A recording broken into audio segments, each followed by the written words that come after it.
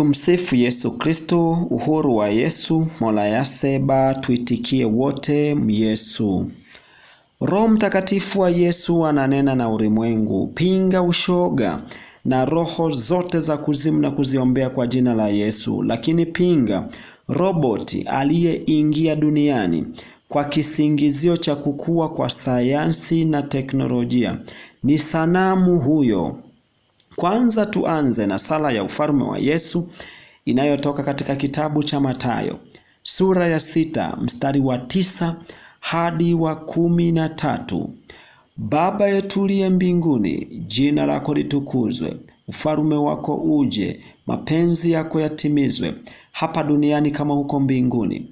Utupe leo riziki yetu, utusamehe deni zetu kama sisi nasi tuwasamehe wadeni wetu, na usitutie majaribuni, lakini utuokoe na yule muovu, kwa kuwa ufalme ni wako na nguvu na utukufu hata milele. Amina. Kama kujiunga na channel hii ya ufalme wa Yesu ni leo, ni vyema sana kufuatilia vipindi vya nyuma, utabarikiwa sana. Leo tutajifunza siri 2 za Yesu Kristo zinazotoka katika kitabu cha Wafilipi sura ya 3. Tutaanza na siri ya kwanza: kujihadhari na watu watendao maovu. Wafilipi 3 mstari wa 1 hadi wa 11 inasema: hatimaye ndugu zangu, furahini katika Bwana. Jihadharini na mbwa, jihadharini na watendao mabaya, jihadharini na wajikatao. Maana sisi tu tohara, tumwabuduo Mungu kwa roho na kuona fahari juu ya Kristo Yesu, wala hatutumainii mwili. Walakini mimi ningeweza kuutumainia mwili, mtu yeyote akijiona kuwa anayo sababu ya kuutumainia mwili, mimi zaidi. Na litahiriwa siku ya 8 ni mtu wa taifa la Israeli, wa kabila ya Benjamini, Mwebrania wa Waebrania. Kwa habari ya kuishika Torati ni Farisayo. Kwa habari ya juhudi, mwenye kuliuzi kanisa. Kwa habari ya haki ipatikanayo kwa sheria, sikuwa na hatia. Lakini mambo yale yaliyokuwa faida kwangu naliyahesabu kuwa hasara kwa ajili ya Kristo. Naam, zaidi ya hayo nayahesabu mambo yote kuwa hasara kwa ajili ya uzuri usio na kiasi wa kumjua Kristo Yesu Bwana wangu, ambaye kwa ajili yake nimepata hasara ya mambo yote, nikiyahesabu kuwa kama mavi ili nipate Kristo, tena nionekane katika yeye, nisiwe na haki yangu mwenyewe ipatikanayo kwa sheria, bali ile ipatikanayo kwa imani iliyo katika Kristo, haki ile itokayo kwa Mungu kwa imani, ili nimjue yeye na uweza wa kufufuka kwake na ushirika wa mateso yake, nikifananishwa na kufa kwake, ili nipate kwa njia yoyote kuifikia kiyama ya wafu. Nini fundisho hapa? Tujiepushe na watu watendao maovu, mfano wazinzi, wezi, waongo, wachawi, walevi na kadhalika, ili wasituvute kwa shetani, bali sisi tuwavute waje kwa Yesu kwa kuwaombea. Maana yake ni nini tujiepushe nao watu hawa? Tunaambiwa tujiepushe kwa sababu rafiki uliye naye kama akiwa ni mbaya, kama atakuwa anapanda maneno mabaya siku zote, atakuharibu. Na rafiki ukiwa naye mzuri, kama anapenda kuzungumzia mambo mazuri siku zote yanayomtukuza Mungu, atakujenga. Na kuna wakati anaweza akakuepusha na jehanamu.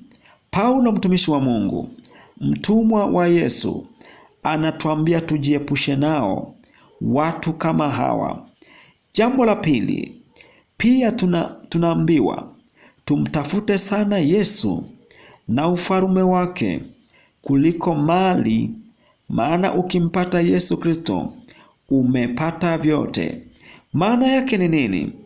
Ukimpata Yesu umepata mali. Maana Yesu alisema, Mathayo 6:33, bali utafuteni kwanza ufalme wake na haki yake, na hayo yote mtazidishiwa. Tutazidishiwa mambo gani?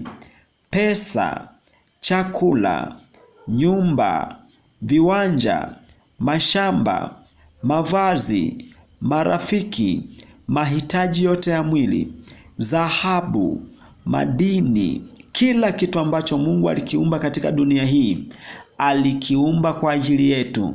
Lakini anataka nini kwetu? Anataka tuanze na yeye, tumtafute kwanza, ili tupate kuvitumia vitu alivyoviweka katika dunia hii. Mungu alivileta kwa ajili yetu.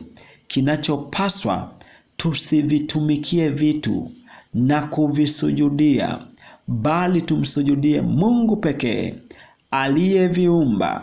Maana vitu vyote hivi aliviumba kwa ajili yetu, lakini tunapaswa tuanze na yeye muumbaji, Baba wa wote wenye mwili, ili apate kutukuzwa, ili apate kudhihirika, na mwisho wa siku tupate kurithi uzima wa milele. Siri ya pili, kujitahidi kuelekea kwa lengo. Wafilipi 3:12 hadi 21 inasema, si kwamba nimekwisha kufika au nimekwisha kuwa mkamilifu, la, bali nakaza mwendo, ili nipate kulishika lile ambalo kwa ajili yake nimeshikwa na Kristo Yesu. Ndugu, sijizani nafsi yangu kwamba nimekwisha kushika, ila natenda neno moja tu, nikiyasahau yaliyo nyuma, nikiyachumilia yaliyo mbele, na kaza mwendo, niifikirie mede ya dhahabu, niifikirie mede ya thawabu ya mwito mkuu wa Mungu katika Kristo Yesu. Basi sisi tulio wakamilifu na tuwaze hayo, na hata mkiwaza mengine katika jambo lolote, Mungu atawafunulia. Lakini hapo tulipofika, na tuenende katika lilo hilo. Ndugu zangu, mnifuate mimi, mkawatazame wao. Kutoka huko tena tunamtazamia Mwokozi, Bwana Yesu Kristo, atakaye ubadili mwili wetu wa unyonge upate kufanana na mwili wake wa utukufu, kwa uweza ule ambao kwa huo weza hata kuvitiisha vitu vyote viwe chini yake. Nini tunafundishwa hapa? Tusibweteke, bali tukaze mwendo katika imani ya Yesu Kristo, kutafuta uso wa Mungu kwa kujifunza neno la Mungu kwa kina, ili tupate kuifikia kweli ya Mungu. Wafilipi 3:14 inatukumbusha hivi, na kaza mwendo, nifikirie mede ya thawabu ya mwito mkuu wa Mungu katika Kristo Yesu.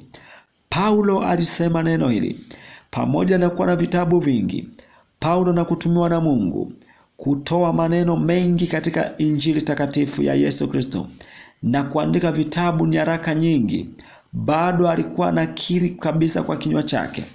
Alikuwa bado anakaza mwendo ili apate kuifikia kweli, kweli ya Mungu. Hivyo tunakumbushwa kwamba sisi tulioitwa na Mungu, pamoja na kumtafuta Mungu tukapata siri za Mungu, pengine tumekuwa manabii, wengine tumekuwa na masters degree za kuisoma Biblia vizuri, bado sana tunaambiwa kwamba bado hatujaijua kweli. Kweli ya Mungu ni moja tu, upendo. msamaha, imani, umoja, mshikamano, kuwaombea wengine. Tukifikia kweli hiyo, tukapata kwa wamoja, tukapatana, tukania mamoja, tutakuwa tumefuzu ile kweli ya Mungu aliyokusudia toka mwanzo, kuumbwa misingi ya dunia na kutuumba sisi wanadamu.